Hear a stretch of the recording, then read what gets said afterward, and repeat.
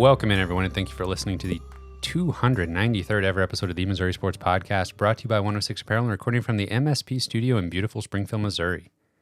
I'm one of your hosts, Cameron Albert, alongside my good friend and fellow Mizzou fan, Kyle DeVries. How you doing today, Kyle?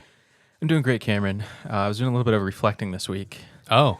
And, I was thinking about how I've, just been falling short a little bit. Really? And, we've been doing this podcast for nearly 300 episodes. That's true. And you ask me the same question every time. Yeah? And I'm never prepared for it. Well, okay. You ask me how I'm doing every week. And I don't know until you ask me. I usually say, I'm great. I say that every time. Yeah. And I'm like, usually I should probably tell you why. And sometimes I do. Sometimes I think of something. Mm-hmm. And most of the time I don't. And so I was, we're getting ready to record for the almost 300th time. I said, give me a second. I got to think of why I'm great. Yeah. And then you said, don't worry, I got something. So go ahead.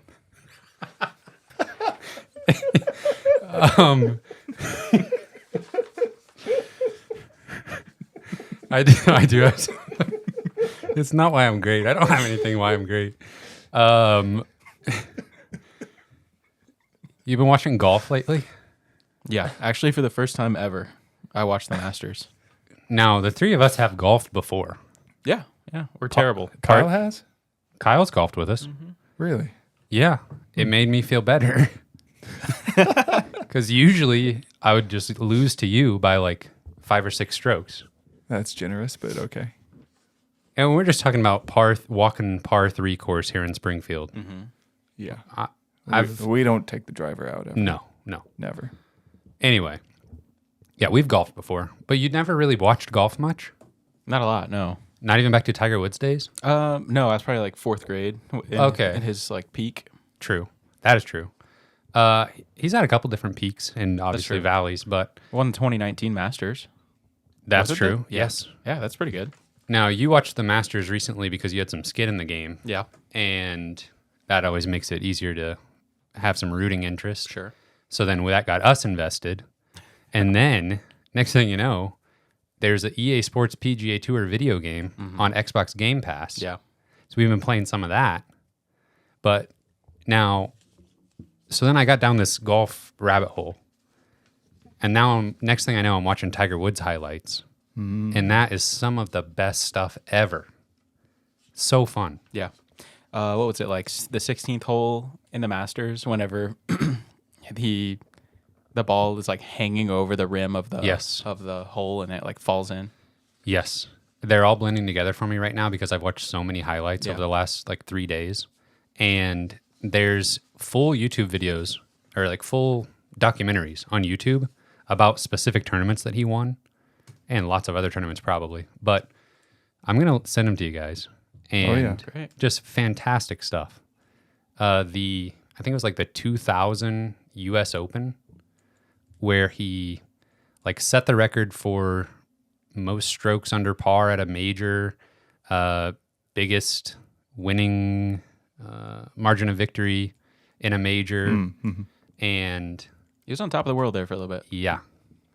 So I watched a few of those videos. Just fantastic stuff. And it really makes me he's still golfing. He made the cut at the Masters. Yes, he did.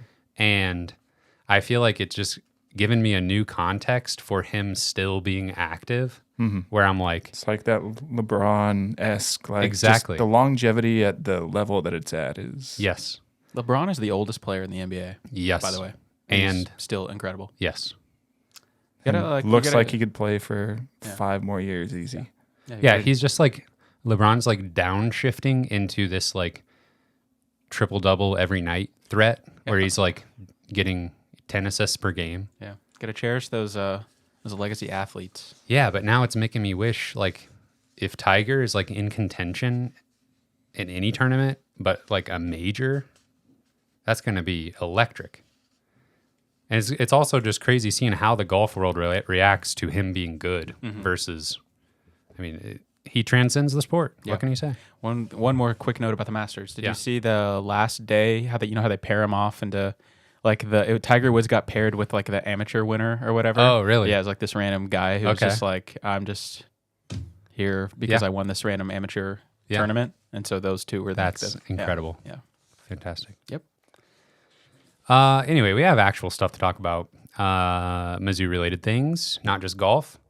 But before we get to that, don't forget to subscribe on YouTube, leave us a review wherever you listen to us, and you can support us on Patreon, patreon.com/Missouri Sports Pod. That was incredible. You got me. Just kicking that back to me after that setup. That was really good. Thanks. I made it up on the spot like I always do. First topic. Let's talk about that new athletic director. They did it, folks. They hired an athletic director, and it's a gentleman that everybody had on their short list within 5 minutes of the vacancy opening up. Yeah. Yep. You want to tell us? Yeah. Mr. Laird Veatch is going to be the new athletic director at Mizzou. He's got a 5-year deal for like $1.3 million per year guaranteed with a lot of incentives that I won't read because it's a lot. Yeah. But yeah, I mean, I feel like this makes a lot of sense. He's got some ties to Mizzou in his past. We talked about him on our kind of like AD search episode, what was probably like 2 or 3 months ago at this point. Yeah. But yeah, not that was like uncommon. I think everybody had him on their list. But yeah, I think he did some good things at Memphis while he was there. They just recently made a $200 million renovation to their football stadium. Okay. That's something that Missouri can relate to. So he was going to oversee something like that anyway. So now he knows what to expect. For sure. He also oversaw renovations at Memphis to their indoor football facility, their tennis center, and they made improvements to their baseball, softball, soccer, and track and field facilities as well. So, well, we're not doing that. Not doing that here. The board of curators said only football, please. Yeah. He was one of the first. Memphis is one of the first 10 schools to hire an NIL director. So it sounds like they've been very much on the forefront of NIL, and Missouri has too. So that makes sense. Yeah, I saw that he just put together an NIL partnership with FedEx. Obviously, FedEx is huge in Memphis. That's where they're headquartered. But FedEx is doing like a $25 million NIL deal over 5 years. So they're, committing $5 million a year in contracts for NIL opportunities for their athletes. Yeah. Pretty big deal. Mm-hmm. He just recently, this past year, he hired head football coach Ryan Silverfield, who went 8-3 in year one. Obviously, Missouri played Memphis, and they gave us a good game, and they had a really good season. And he just signed off on that game getting moved to St. Louis. Yes, he did. Just doing, helping us out there. Exactly. I did think it was interesting. I saw former Kansas State football captain. I saw a video of him sacking a Mizzou quarterback. Wow. So maybe, that could be his dream school, wanting to go home, but I'm pretty sure they hired an athletic director since he's been, maybe even since he was at Memphis. Don't quote me on that. But I think they have pretty solidly passed him over once. So maybe that's enough to not worry about that too much. I also saw a video of current Mizzou baseball coach, former Memphis baseball coach, Carrick Jackson, talking about their time together at Memphis. And according to Coach Jackson, they had a conversation about Coach Jackson saying, the only job I would leave for is Mizzou. And then Laird Veatch said, me too, basically. Now look at us. Yeah. Now here they are. Yeah. Kyle, can you think of anybody else named Laird? Or the name Laird, does it ring a bell at all? No, not at all. How about Gerald Laird? Never heard of him. Okay, he was like a catcher for the Cardinals for like one season. Last name? Last name Laird. Oh, okay. Yes, never heard of him. That's the only other Laird I could come up with. I should have been able to recall that. Gerald Laird. Yeah. Leave us a like if you've heard of Gerald Laird. So he's been the Memphis AD since 2019 and was previously in the Mizzou athletic department from 1997 to 2002 and in fundraising mostly at that time. So perfect. And just another one of these guys that worked under Alden forever ago that are moving up through the ranks of athletic director, and they're just all over the place. Mm-hmm. Yeah. Yeah, it seems like a pretty solid hire. I'm not going to sit here and try to tell you if it's a good or bad hire. I think he's got good experience. He has Mizzou ties, like you just said. Seems like he's well-liked. He's worked in some similar projects. Mm-hmm. I think I'm happy with it. Welcome in.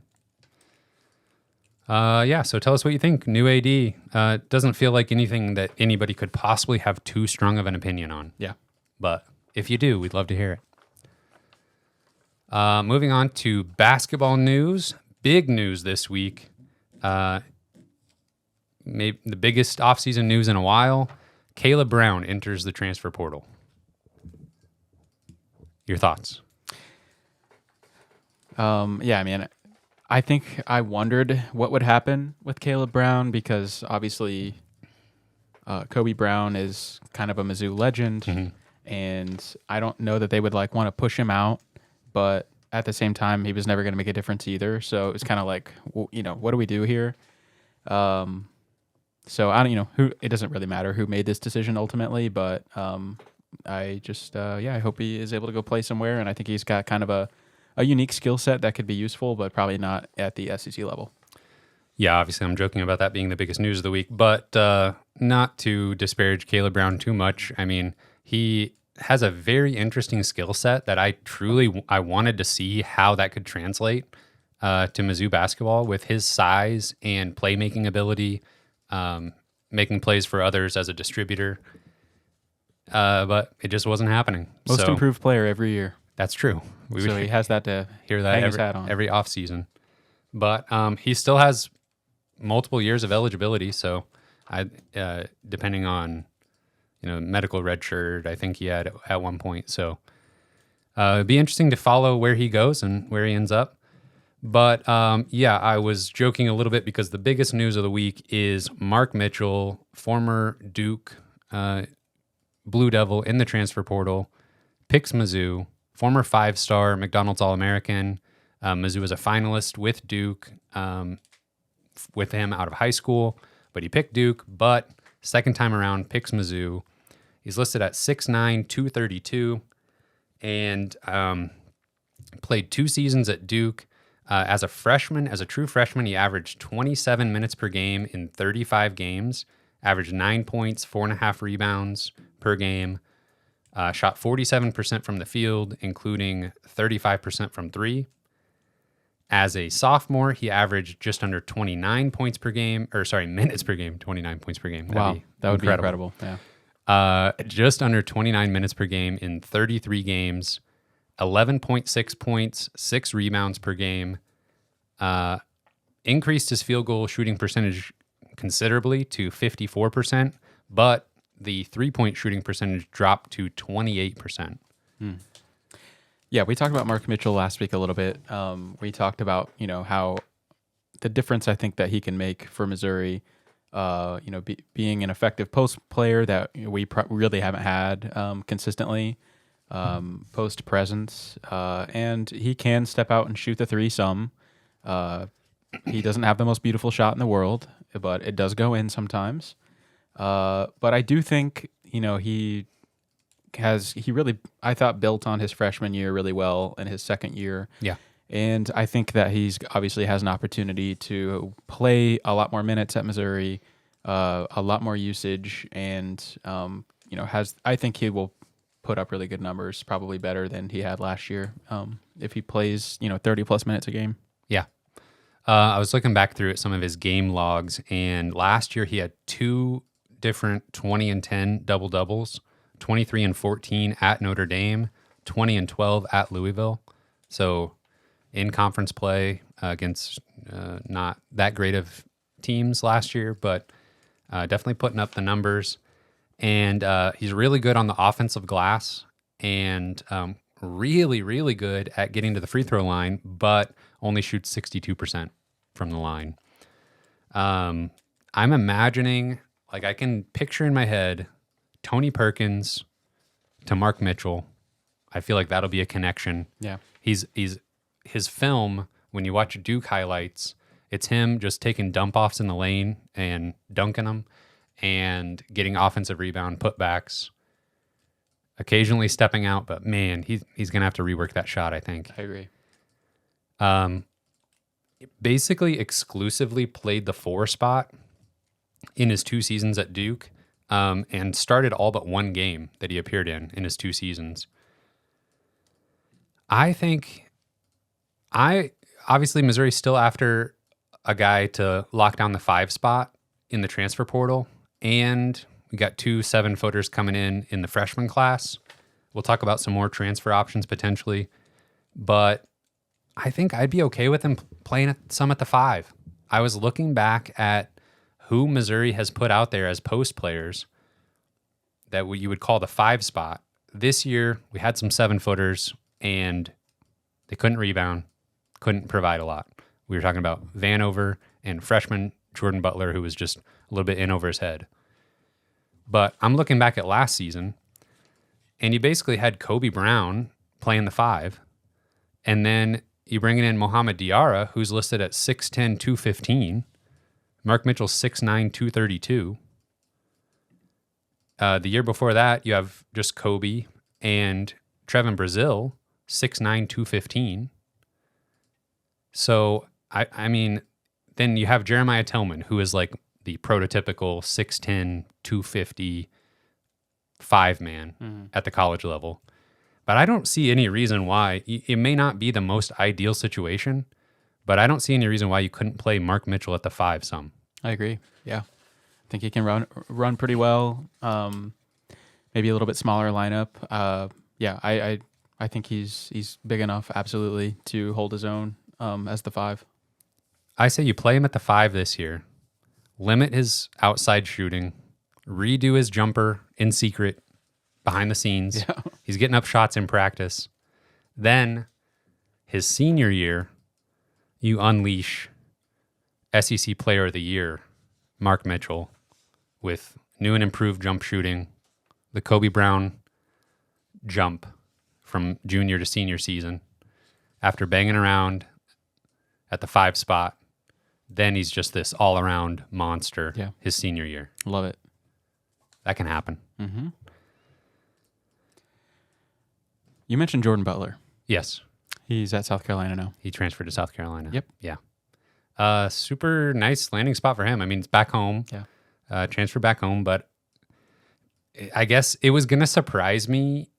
Any player from this past season, Mizzou basketball, that transferred, it was going to surprise me if they ended up at like a team that was in the NCAA tournament or flirted with it at all.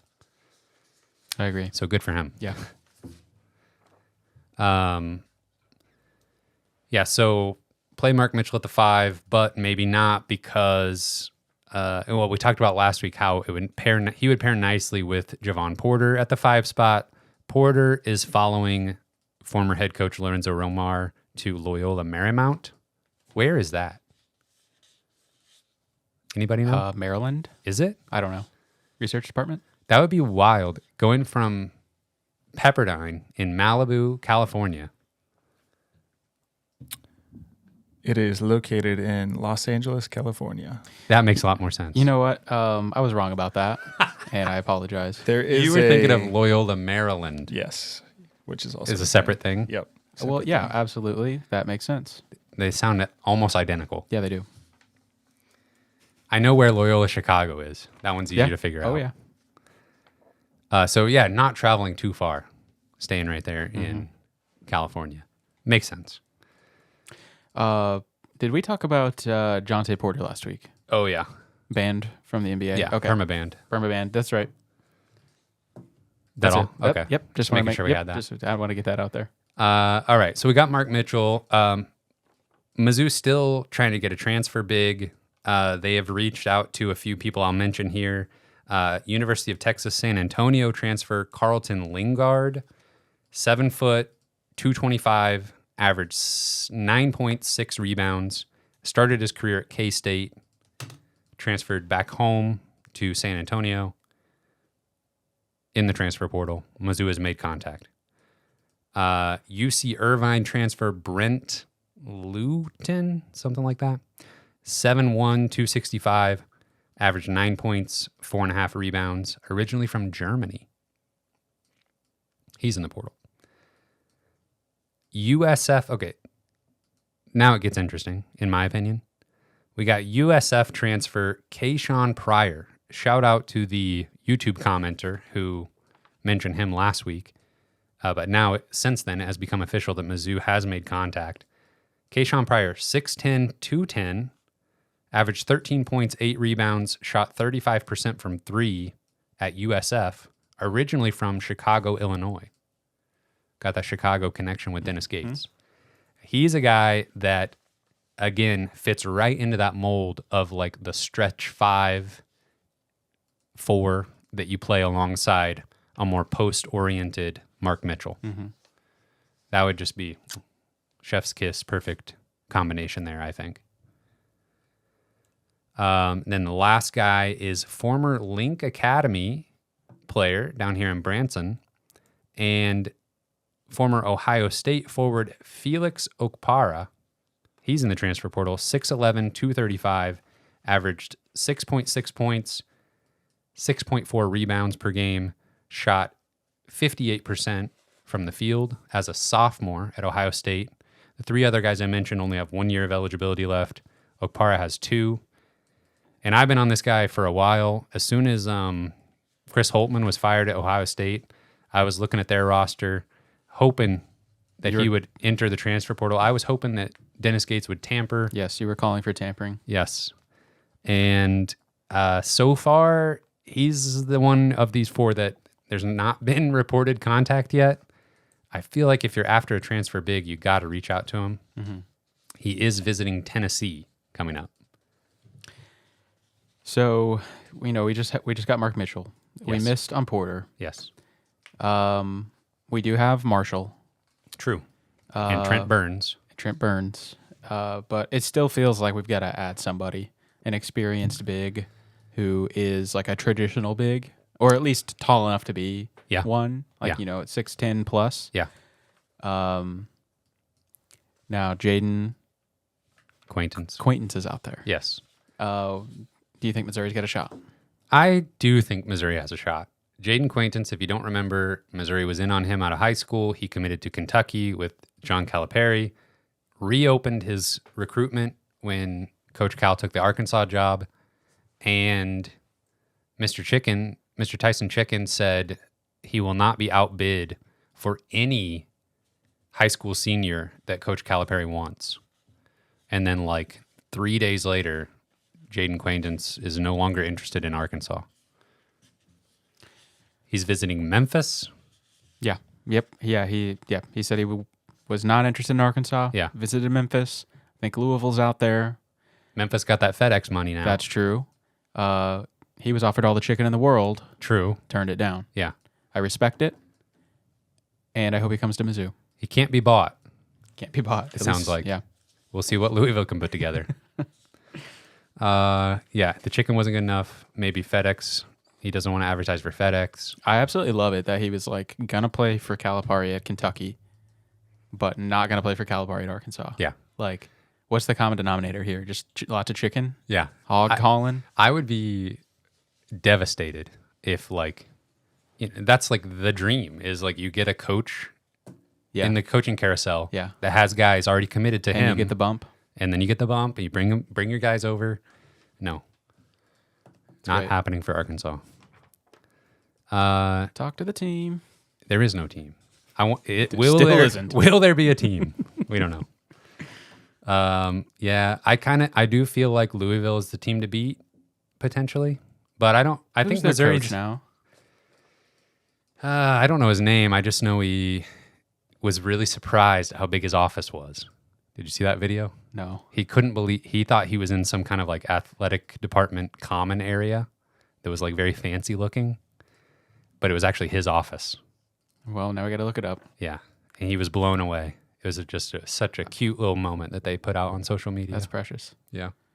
I'm really surprised that neither one of us know this, actually. Louisville. I know I only have in my head that Dusty May went to Michigan. Does the name Pat Kelsey mean anything to you? No. That's why I don't remember. Does he have glasses? I have no idea who that is. Don't worry about it. Don't worry about it. They're gonna. Yes. Okay, yeah, that's him. Pat Kelsey, Mr. Glasses. If they play Mark Mitchell at the 5 and just go small ball, let's run and gun. We got other guys in the transfer portal that play well in transition. I think they can make it work, and then shift gears to a more traditional big, slide Mark Mitchell to the 4, or just have a bigger lineup altogether when he's not on the floor. I think they can make it work. I'm scared of this, we're just going to collect 7-footers and try them all for 12 minutes a game that we did last year. I don't like that too much. I don't like anything from last year. True. That's all I have basketball related. Moving on to football. The news of the week in football. Just before we started recording, Jack Lange, 4-star out of Eureka, Missouri, offensive lineman, committed to Mizzou. Yeah. We talked about him last week. We're going to rehash a lot of names that we talked about last week, but it's because they're all coming to Mizzou. Yeah, pretty much. And Jack Lange just made it official. Kind of a hilarious moment. I feel bad for him, but it's not going to take long for this to be funny for him as well. But he kind of ruined his own announcement by name dropping Coach Drink in what was going into his decision before he said he was committing to Mizzou. Yeah. But it seemed like a pretty done deal when obviously we got a crystal ball from Steve Wiltfong. So yeah. I mean, this was one of the guys that we talked about last week that we didn't really know. Yeah. We didn't really feel great about Missouri's chances. Thought it was going to be a battle. Thought it was going to be a battle with Notre Dame specifically. Yeah. And then within a few days, it was okay, the sentiment has already changed, and he's announcing next week, and it feels like Mizzou's got a real shot. Notre Dame dropped off the face of the earth. Yep. Don't know what that's about exactly. But yeah, so it ended up that he picked Mizzou technically over Nebraska and Michigan, mostly, even though the sentiment was definitely Notre Dame a couple weeks ago. Yeah. But just incredible get for Drinkwitz, and for him to, again, just seemingly lock down a recruitment, just shut it down. It's still April, and this is arguably the number 1 player in the state of Missouri, and he just shut the recruitment down. Said, it's over. We got him. We prayed for times like these. Yes. Yes, they're here. But that's not the only commitment. Far from it. Another guy that committed to Mizzou, 4-star linebacker Dante McClellan, commits to Mizzou over Michigan State, Kentucky, and Louisville. Listed at 6'2", 200 from Canton, Ohio. He's already a Hall of Famer. Have you ever been to Canton, Ohio? No. I went there. Yeah? I went to the NFL Hall of Fame. Incredible. Pretty cool. I recommend. Okay. And then we went to this crappy little burger joint. And then we were on our way. Wow. Yeah. Fascinating. Kyle, a 4-star linebacker that's listed at 6'2", 200. His film has him playing all over the place. Yeah. And I don't know. I'm not super great at projecting these guys out, but feels like maybe a hybrid safety linebacker situation potentially with just his athleticism, at least against good competition in high school. Yeah, I definitely think he could play the Dalen Carnell role if they want to use him that way, and also he could just be a really a speed outside linebacker who's good in coverage and stuff like that. I think I think he can really do either one of those roles that they feel he's best suited for. And they kept the 4-star commitments rolling with 4-star defensive lineman Jason Dowell, committed to Mizzou over Indiana, Illinois, and Iowa, listed at 6'4", 285. We talked a little bit about him last week, but yeah, I mean, 6'4", 285 out of high school. Just insane. Yeah. And this is just what we do now. This is just what Drink does. Let's get used to it. Just goes and gets guys that are ready to play SEC football. Yeah. Out of the couple of guys we're going to talk about today, this might be the one I'm most excited about. He's just a hoss. And I don't know. Like, somehow I feel like I can even tell, like, in his film, he just has the, like, intangibles, like the competitiveness, like, I'm better than you attitude that I think will help him get on the field. Like, we already know he's got the size, the speed, but does he have the attitude to compete? And I think he does. I think he's going to be really good. And then last high school commit of the week, 3-star edge rusher Joshua Lewis commits to Mizzou. Tulane was the only other school listed as, like, in the running, basically. So he is from Louisiana, listed at 6'4", 245. So again, just SEC size. I believe you mentioned him last week as a guy that Missouri could just kind of shut this down whenever they wanted to. Yeah. And they did. Yep. Done deal. Yeah. Actually, I was looking back at my notes from last week, and McClellan, Lewis, and Dowell, all three, I had, like, stars next to their name. Like, feels like Mizzou is the favorite, and it's just a matter of time. And it was very little time. Yeah. Good timing, even. Yeah. So I honestly, even with, like, the crystal balls, or I don't even know if anything was that official, but, like, the sentiment being positive for Mizzou, I know, like, they hadn't, it's kind of, like, weird. Missouri hadn't had any commits until Zollers. Yeah. And now it's just the floodgates have opened. And, I mean, we said that after Zollers committed was, like, that's, I mean, most important player on the field, most important player in the recruiting class, because that signals confidence in the class, and we have seen that pay dividends immediately. Yeah, and this probably sounds like a broken record at this point, but I've never seen, and you know better than me, like, you've followed football recruiting so closely over the years, for it to be going so according to plan is just, like, so perfectly according to plan so far. Yeah. Is, like, freaky. Yeah. Yeah, and those are just the high school guys too. We also landed Marcus Bryant, a transfer offensive tackle from SMU, and he's 6'8", 325. Massive. That's large, I might say. First team all AAC. Yep. Last year. Yeah. He's got 1 year of eligibility, and will probably just immediately slot in as, I don't know if he's going to play right or left tackle, but so I'm not sure exactly what that means for the offensive line. Yeah. It means, I'll tell you what it means, Kyle. It means competitive depth. I love that. Is what it means. Yeah, I agree. But yeah, just in the transfer portal, in the high school class, we're just going out, getting exactly who we want, that fit what we need, and man, it's exciting. Bryant was the number 1 offensive tackle in the portal? Yes. Yeah. At least according to On3, I think. Yeah. But, I mean, right now, I think Caden Green and Armand Mbembu were slated to play tackle.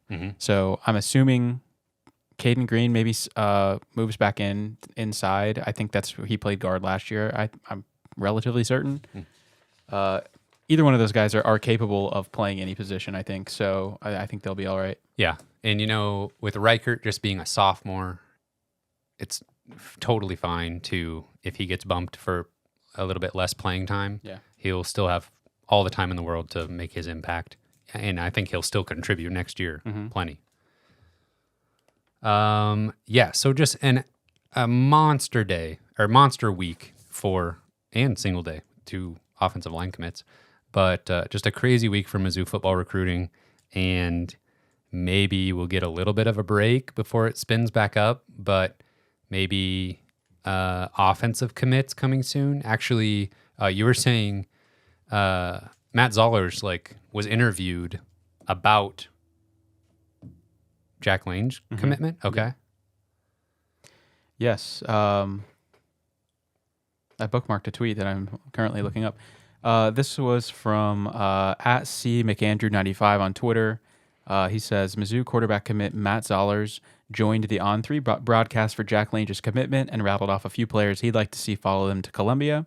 Okay. Those players were wide receiver Javen Boggs. Done deal. Wide receiver Corey Sims. Done deal. Wide receiver Donovan Olugbo. Good try. We know who you're talking about. Don't even worry about it. Do you want to step in? Okay. But that not quite a done deal. Okay. I say. My projection. Tight end Andrew Olesh. That's the tight end from Pennsylvania. Yeah. Not a done deal. That's going to be tough. Yeah. Work your magic, Matt. Yeah. Tight end Chase Lofton and running back Jamarian Marrow. Never heard of him. Yeah. So I don't know if Missouri gets all those guys, but Matt Zollers he's working. He's working hard. Yeah. We'll manifest it with you, Matt. And but the first two wide receivers that he mentioned, yeah, I agree.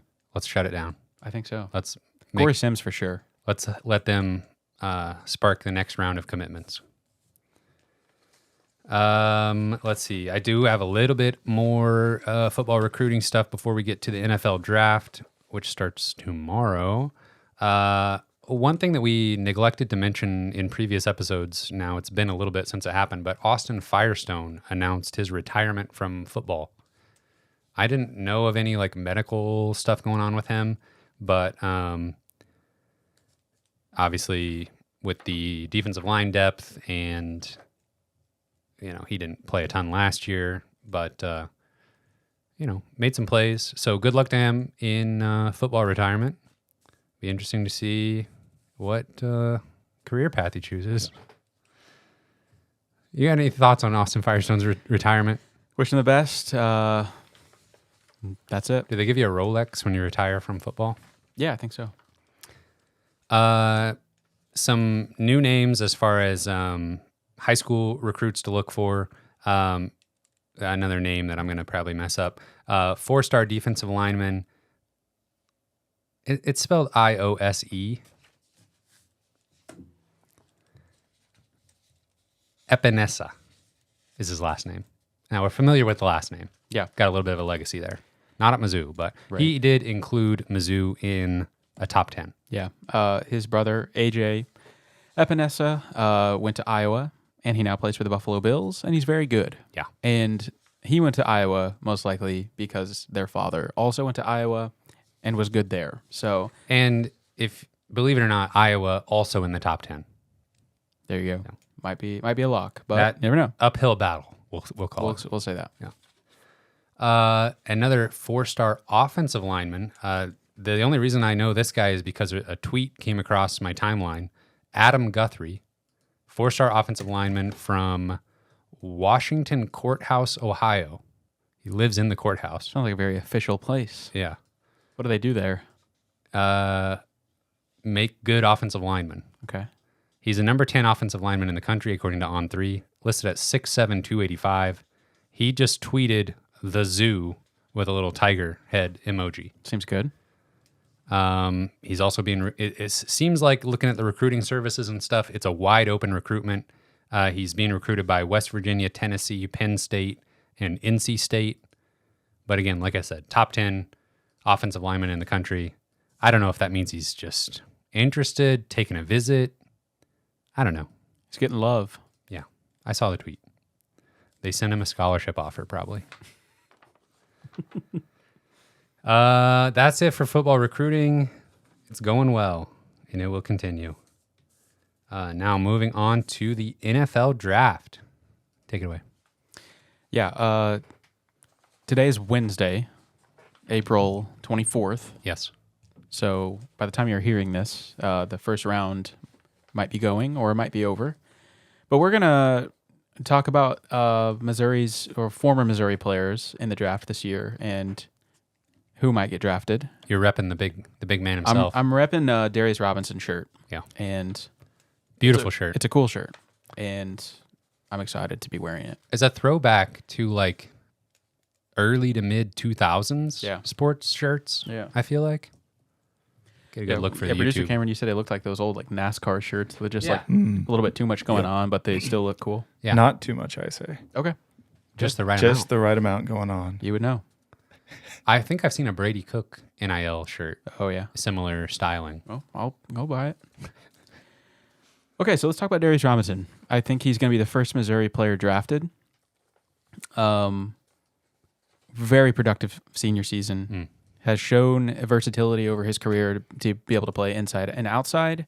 We were worried about him preseason, which seems very silly, but we were worried about him moving to the outside because we hadn't seen him do it, and we knew how good he is on the interior.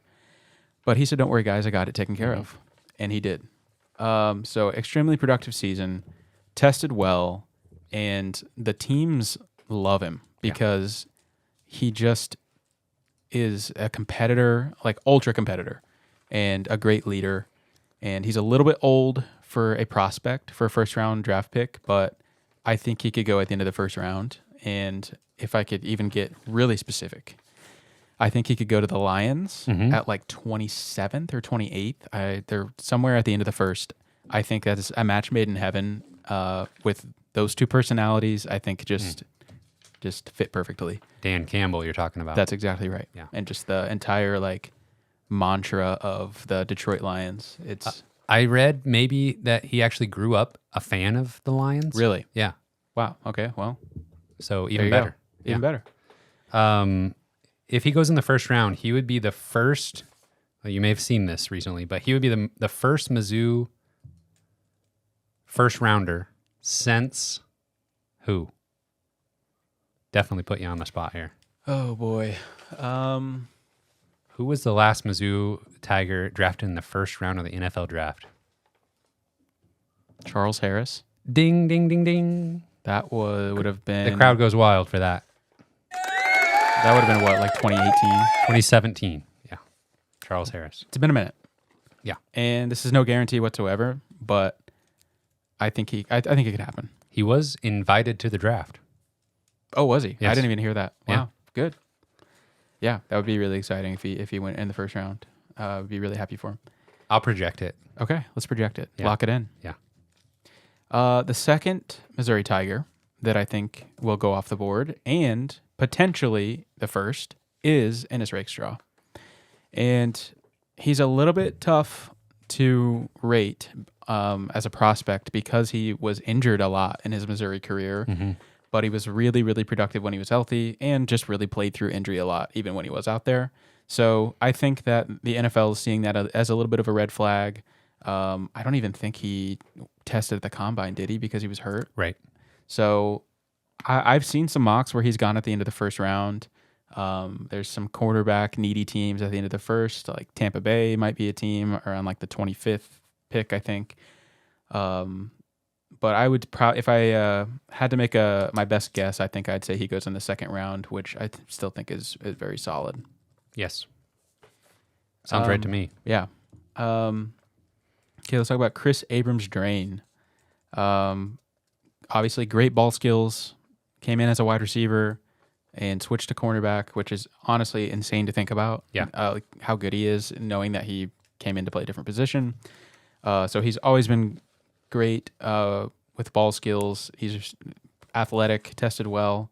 I think his biggest red flag is his size. I think he's just a little bit undersized. And I would predict probably round 3 to 4 for Chris Abrams-Drain. Let's go first round, second round, third round. Let's do it. Just do it in order. I like that. Let's get somebody every round. I actually think that literally could happen. How crazy that was Mizzou's starting cornerbacks were. Yeah. Ennis Rakestraw and Chris Abrams-Drain. 2 NFL players for Wow. sure. Yeah. And I mean, yeah, we played like that. Yeah.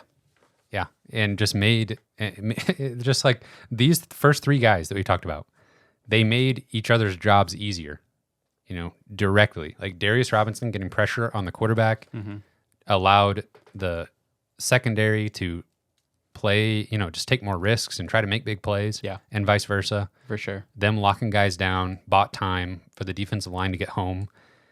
And it's just going to be interesting to see who, looking at Mizzou for next year, like what kind of production we get from those spots. Like the names are there, the recruits are there, the transfers are there. So it'll be fun to see it all come together again. Yeah, the hopefully the Darius Robinson leadership and like competitiveness like rubs off on everybody else. Yeah. Like hopefully he left that behind with him a little bit. Yeah. At Mizzou, because He definitely those are some intangibles that are tough to replace. embodied the brotherhood. Absolutely. Another quick thing on Darius Robinson that I forgot to say was I just think like this is a good year to be a defensive end in the draft because normally that's like a pretty premium position that I think gets pushed up in the first round because a good defensive end is just really, really valuable to NFL GMs. So, and I really don't feel like there's a lot of defensive ends that will go in the first round this year comparatively. There's a lot of offensive linemen. There's a lot of wide receivers this year.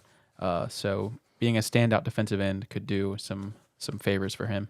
And you're not really ever drafting projects in the first round, but I do feel like teams are going to see Darius Robinson as a guy they can just plug in and go. Oh yeah, for sure. Okay. Talk about Javon Foster.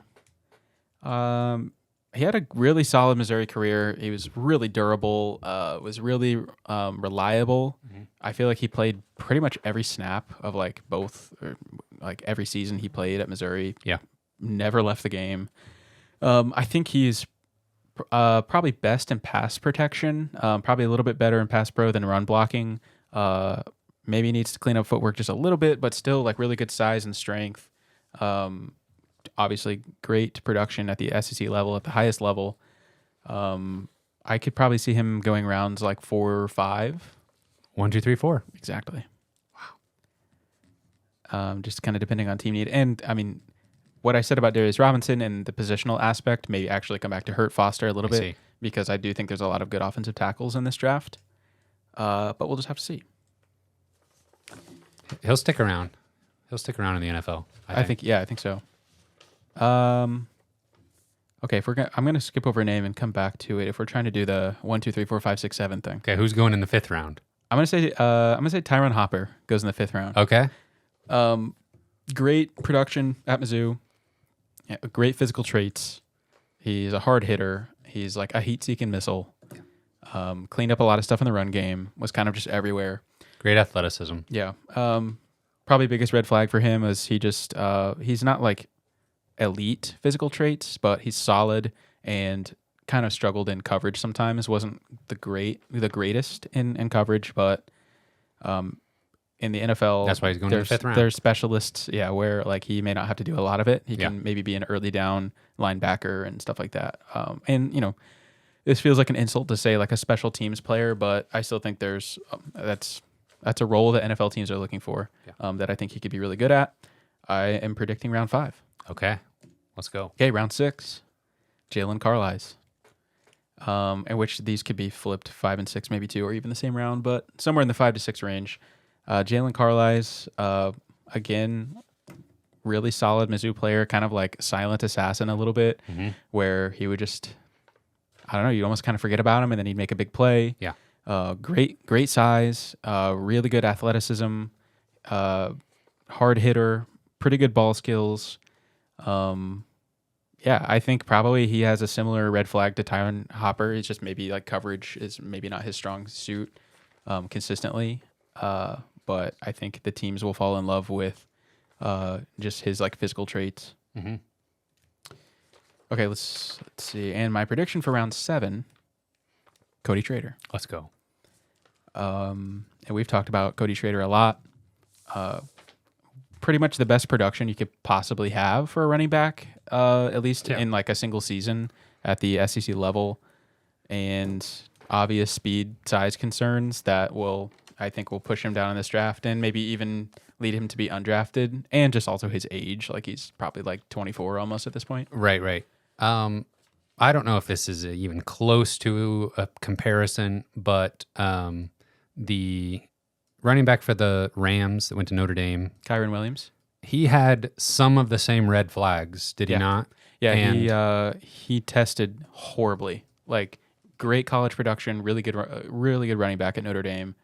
Was like the worst 40 time you've ever seen in your life, like way worse than Cody Schrader ran. Wow. Okay. And still got drafted and is now like a great running back in the NFL. Yeah, has produced like as good as anybody the last couple seasons. Yeah.